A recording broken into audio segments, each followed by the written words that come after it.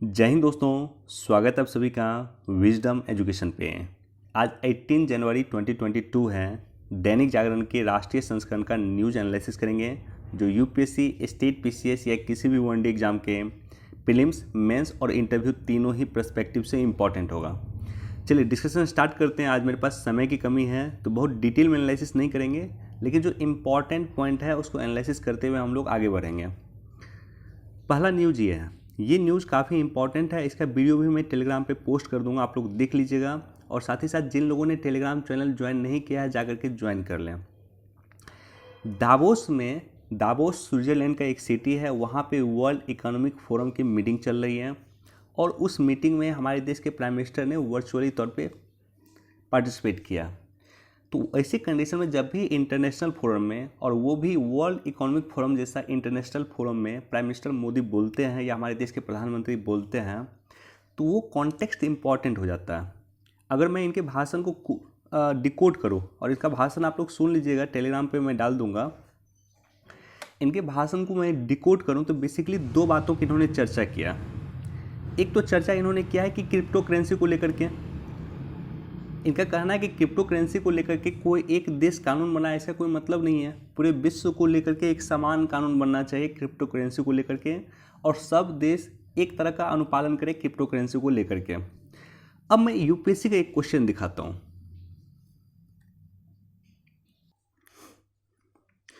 UPSC 2021 के mains का ये पेपर है, और यूपीएससी का पेपर मैं दिखा रहा हूँ। उसका रीज़न ये है कि यूपीएससी को कहीं कहीं स्टेट पीसीएस भी फॉलो करती है। तो यूपीएससी का जो पेपर होता है नॉर्मली स्टेट पीसीएस भी कहीं कहीं उसको फॉलो करते हुए उस तरह के क्वेश्चन पूछती है।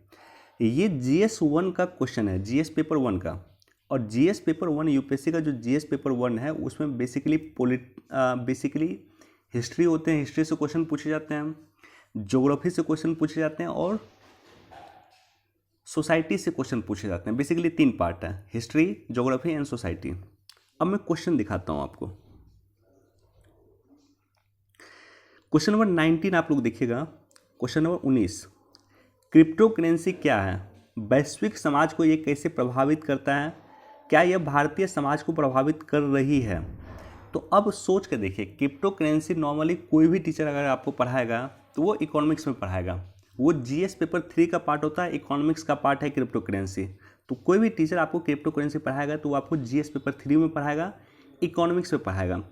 लेकिन इसलिए मैं कहता हूँ हमेशा कोरिलेशन इंपॉर्टेंट होता है। किस तरह से क्रिप्टो करेंसी को जीएस पेपर 1 से सोसाइटी से जोड़ करके क्वेश्चन पूछा जा रहा है।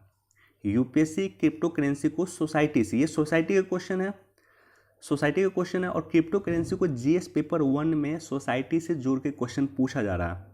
तो इसलिए मैं बताता हूँ हमेशा कि कोरिलेशन काफ़ी इंपॉर्टेंट होता है। किसी भी टॉपिक को, चाहे जीएस 1 का टॉपिक हो, 2 का टॉपिक हो, 3 का टॉपिक हो, वो कहीं भी आपसे क्वेश्चन पूछ सकता है। कई सारे लोगों ने मुझसे यहाँ पे कहा है कि सर जो टॉपिक आप पढ़ाते हैं उसको आप हाईलाइट कर दीजिए कि जीएस पेपर 3 का टॉपिक है, या जीएस पेपर 2 का टॉपिक है, या जीएस पेपर 1 का टॉपिक है। उसका रीज़न है कि मैं यही कारण है कि हाईलाइट नहीं करता हूँ। क्रिप्टो करेंसी हमेशा जीएस पेपर 3 का टॉपिक है, लेकिन जीएस पेपर 1 में भी तो ये क्वेश्चन पूछा गया।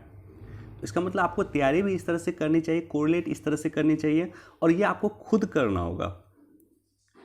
दुनिया का कोई भी टीचर आपको ये नहीं बताएगा, नॉर्मली नहीं बताएगा कोई भी टीचर, क्योंकि जीएस पेपर 3 पढ़ाने वाले जो टीचर होंगे वो क्रिप्टो करेंसी आपको पढ़ाएगा, लेकिन वो जीएस पेपर 1 यानी सोसाइटी वाले टीचर जो है फिर आप क्रिप्टो करेंसी नहीं पढ़ाएगा।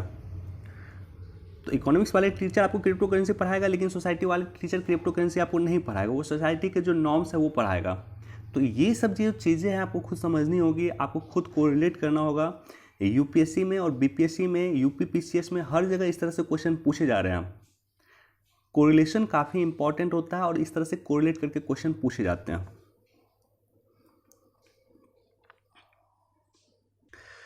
तो पहला कॉन्टेक्स्ट इसका है क्रिप्टो करेंसी, और क्रिप्टो करेंसी लेकर चर्चा में था इसलिए यूपीएससी ने क्वेश्चन पूछ दिया। यह अलग बात है कि जीएस पेपर 1 में सोसाइटी से क्वेश्चन पूछा, लेकिन क्वेश्चन पूछा। दूसरा कॉन्टेक्स्ट है प्राइम मिनिस्टर मोदी के स्टेटमेंट का, वो है कि वैश्विक संस्था जो 1945 में बनी थी, वैश्विक संस्था जो 1945 में बनी थी, यूनाइटेड नेशन बनी थी, उसके बाद वर्ल्ड बैंक बनी थी, आईएमएफ बनी थी, बहुत सारी संस्था बनी थी। क्या 1945 में जो संस्था बनी थी वो 1945 के अनुसार उन्होंने वो सही थे, 1945 के अनुसार उन्होंने अच्छे से काम किए थे। लेकिन क्या वर्तमान की चुनौतियों को निपटने में ये संस्था कहाँ तक सक्षम है? और ये मेंस का क्वेश्चन भी है। इनफैक्ट अगर आपको इसको ध्यान से देखिए तो ये मेंस का बहुत अच्छा क्वेश्चन बनेगा आपके लिए।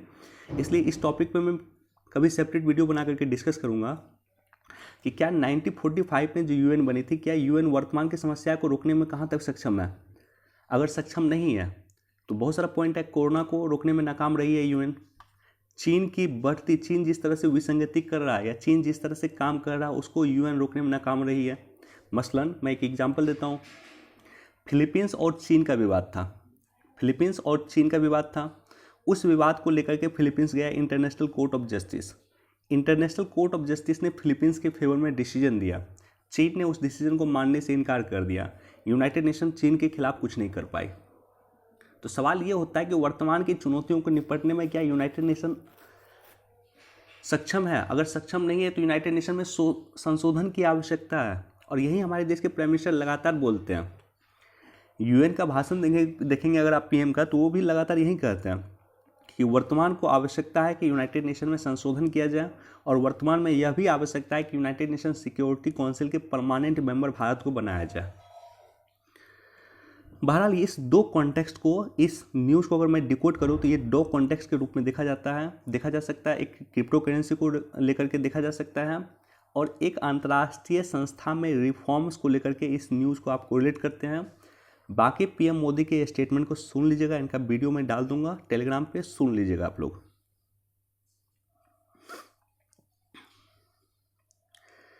बिरजू महाराज कथक के बहुत ही फेमस डांसर, कथक का गॉड भी इनको कह सकते थे, इनकी मृत्यु हो गई है। मैं विजडम एजुकेशन परिवार की तरफ से बिरजू महाराज को श्रद्धांजलि अर्पित करता हूँ। राजपथ पे रोमांस पैदा करेंगे 75 लड़ाकू विमान। इसको भी आप लोग एक बार पढ़ लीजिएगा, सिंपल न्यूज़ है। हम आज़ादी के 75वें वर्षगांठ मना रहे हैं, तो ऐसी कंडीशन में 26 जनवरी 2022 को 75 लड़ाकू विमान राजपथ पे कहीं न कहीं रोमांस पैदा करेंगे या करतब दिखाएंगे।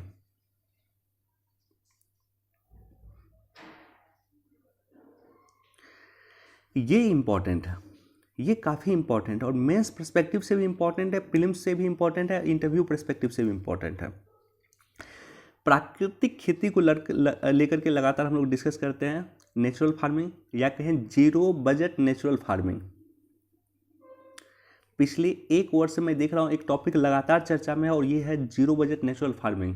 क्वेश्चन निश्चित तौर पे आपसे पूछा जा सकता है, हर जगह क्वेश्चन पूछा जा सकता है, क्योंकि हाल फिलहाल में इसको लेकर के एक सम्मेलन भी हुआ था अहमदाबाद में, जिसको हमारे देश के प्राइम मिनिस्टर मोदी ने संबोधित किया था।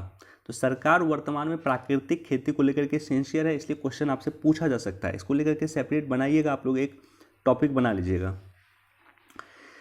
अब क्या है कि Indian council of agriculture research ने एक कमेटी बनाया, 14 सदस्यीय समिति बनाया है, डॉक्टर अनुपम मिश्रा समिति बनी है।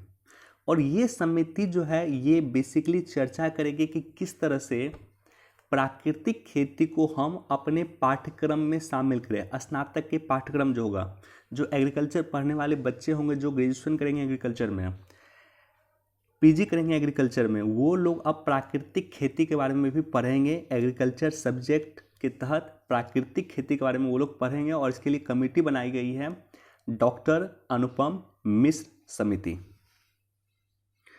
बाकी Indian council of agriculture research के बारे में आप लोग देख लीजिएगा, बैकग्राउंड यही है, Indian council of agriculture research. और प्राकृतिक खेती काफ़ी इंपॉर्टेंट है इस बार।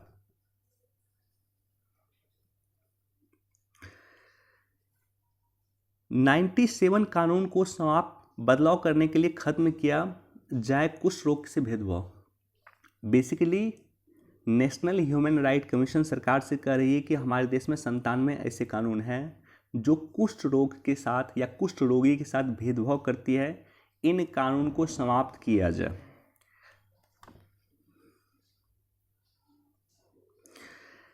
ये सब पेज इंपॉर्टेंट नहीं है, ये पूरी तरह से पॉलिटिकल पेज है, ये आपके एग्जाम पर्सपेक्टिव से बिल्कुल इंपॉर्टेंट नहीं है। ये काफ़ी अच्छा न्यूज़ है कि देश में 23 जनवरी को कोरोना कि तीसरी लहर का चरम होगा। ये काफ़ी इंपॉर्टेंट न्यूज़ है और मुझे काफ़ी अच्छा लगा। अगर इस डाटा को ध्यान से अगर देखिएगा तो लगभग मान लीजिए 30 तारीख के बाद जो है कोरोना का नया लहर शुरू हुआ और 23 जनवरी को जाकर के पीक हो जाएगा और उसके बाद ग्राफ धीरे धीरे कम होना शुरू हो जाएगा और मान के चलिए आप कि लगभग फरवरी के सेकेंड वीक से जो है कोरोना की स्थिति कम हो जाएगी, काफ़ी कम हो जाएगी। तो ये डाटा को एनालिसिस करके ये बताया गया है कि 23 जनवरी को कोरोना का पीक होगा और उसके बाद फरवरी में धीरे धीरे धीरे धीरे कोरोना समाप्त होती जाएगी। तो देश के लिए शानदार न्यूज़ है। अगर ऐसा होता है तो हमारे देश की अर्थव्यवस्था जो है फिर से पटरी पे आ जाएगी।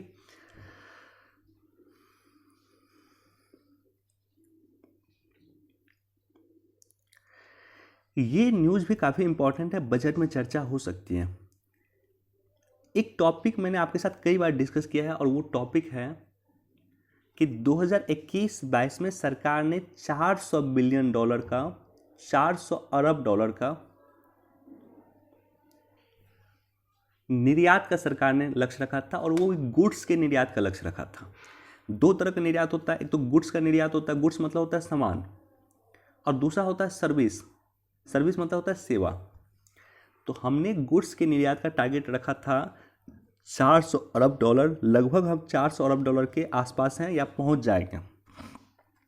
चर्चा यह है कि बजट में सरकार ये तैयारी कर रही है कि 2022-23 में हम 400 की जगह 500 बिलियन डॉलर का टारगेट रखेंगे गुड्स के निर्यात का। शानदार कदम है, सरकार के इस कदम की हमें स्वागत करनी चाहिए। जितना हमारा टारगेट ऊंचा होगा उतना हमारे लिए अच्छा है। इसको भी एक बार आप लोग देख लीजिएगा। एडिटोरियल शानदार है, एडिटोरियल में डिस्कस नहीं कर पा रहा हूँ समय की कमी के कारण, लेकिन एडिटोरियल बहुत ही शानदार है, इसको जरूर आप लोग पढ़िएगा। और इसका कॉन्टेक्स्ट क्या है, सबसे पहले कॉन्टेक्स्ट में बता देता हूँ और एडिटोरियल आप लोग पढ़िएगा। कॉन्टेक्स्ट ये है कि सरकार ने 16 जनवरी को एक दिन की घोषणा की है और ये दिन है नेशनल स्टार्टअप डे। प्रत्येक वर्ष 16 जनवरी को नेशनल स्टार्टअप डे मनाया जाएगा और पहला नेशनल स्टार्टअप डे मनाया गया है 2022 में। तो इसी को कॉन्टेक्स्ट में ये एडिटोरियल दिया हुआ है कि किस तरह से हम लघु उद्योग या मध्यम वर्तमान में स्टार्टअप को लेकर के किस तरह से हम काम कर रहे हैं, तो उसी के संबंध में ये एडिटोरियल है, इसको आप लोग पढ़ लीजिएगा। बाकी ये एडिटोरियल भी इम्पॉर्टेंट है, चीन के कूटनीतिक को मिले आक्रामक जवाब। बेसिकली इंडिया चाइना रिलेशन पे जो मैंने वीडियो बनाया था वो आप लोग देख लीजिएगा, उसी के कॉन्टेक्स्ट में ये न्यूज़ है, इसको भी आप लोग पढ़ लीजिएगा। ये दोनों टॉपिक के बारे में ऑलरेडी हमने कई बार डिस्कस किया है, बाकी आप लोग एक बार पढ़ लीजिएगा, ये भी इम्पॉर्टेंट एडिटोरियल है।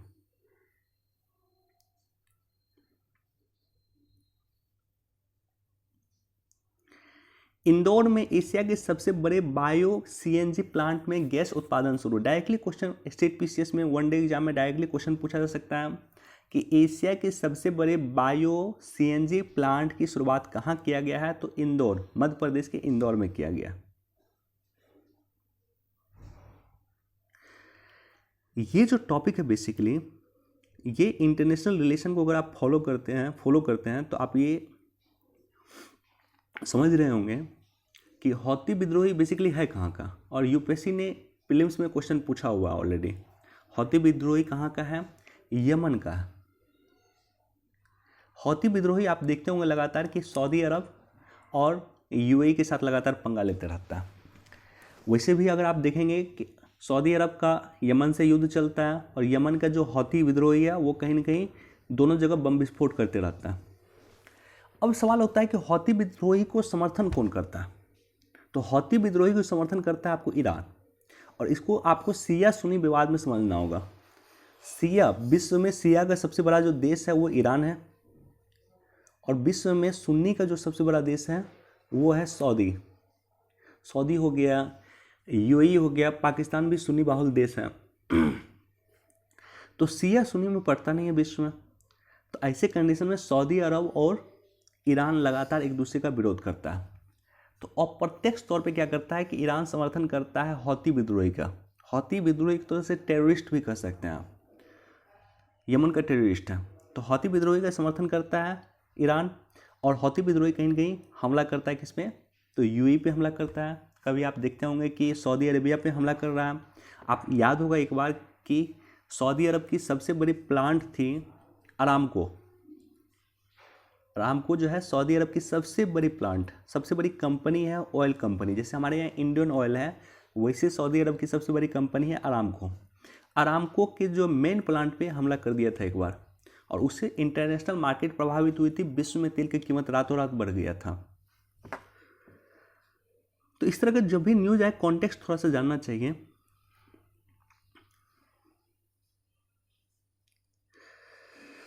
चलिए इतना ही न्यूज़ था। वीडियो देखने के लिए आप सभी का धन्यवाद। Thank you so much. Please do like share and subscribe. Thank you so much.